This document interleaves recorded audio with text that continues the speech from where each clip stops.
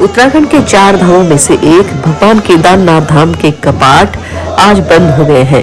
केदारनाथ के कपाट बंद करने की प्रक्रिया में कई धार्मिक अनुष्ठान शामिल होते हैं। इस वर्ष 2025 में कपाट बंद करने की प्रक्रिया 20 अक्टूबर से शुरू हुई थी।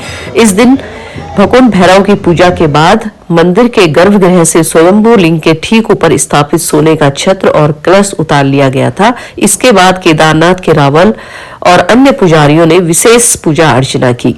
जब केदारनाथ के कपाट बंद होते हैं तो भगवान केदारनाथ की पूजा उखीमठ में होती है। यह स्थान रुद्रप्रयाग जिले में स्थित है। यहाँ केदारनाथ के रावल और अन्य पुजारी भगवान केदारनाथ की पूजा करते हैं।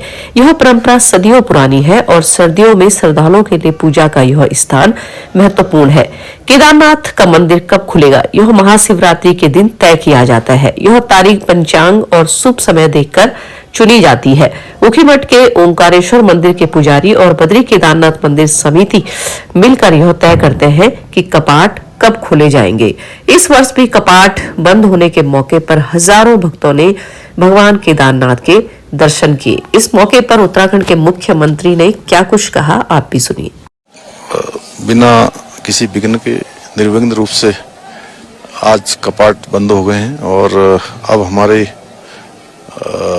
उखीमठ में जहां बाबा का शीतकालीन प्रवास होता है, शीतकालीन गद्दी का प्रवास स्थल है, वहां पर पूजा और समस्त विधि विधान वहां पर आगे चलेंगे। और इस वर्ष बहुत रिकॉर्ड तीर्थयात्रियों ने, श्रद्धालुओं ने बाबा के दर्शन किए हैं, जबकि 3 महीने का कालखंड ऐसा रहा है कि पूरी तरह से आपदा रही है, बारिश रही है, भारी बारिश, लैंडस्लाइड हुआ, लेकिन बाबा की कृपा से 17.5 लाख से अधिक तीर्थयात्री बाबा के दर्शन करने आए हैं। और मैं चारों धामों की बात करूं तो बड़ी आपदा के बाद भी इस बार रिकॉर्ड संख्या में श्रद्धालुओं ने दर्शन किए हैं और 50 लाख श्रद्धालु अभी तक दर्शन कर चुके हैं।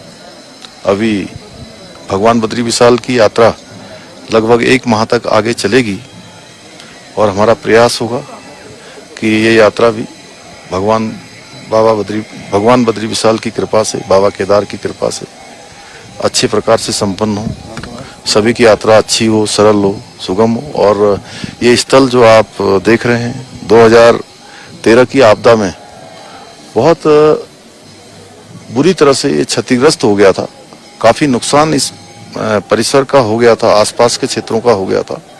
हमारे प्रधानमंत्री आदरणीय नरेंद्र मोदी जी के नेतृत्व में, उनके मार्गदर्शन में यहाँ पर नवनिर्माण और पुनर्निर्माण का कार्य चल रहा है।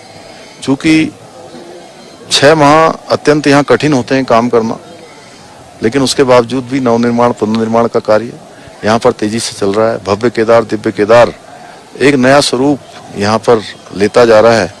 हमारा प्रयास है कि आने वाले अगले साल तक 1 वर्ष के भीतर सभी निर्माण कार्य पूरे हो जाएं और जो हमारा यहाँ का निर्माण कार्य होना है उसका सारा प्लान पहले से ही तैयार है। आदरणीय प्रधानमंत्री जी समय समय पर इसकी स्वयं भी समीक्षा करते हैं और भगवान बद्री विशाल के प्रांगण का जो नवनिर्माण और मास्टर प्लान है उस पर भी हमारे तेजी से काम चल रहा है।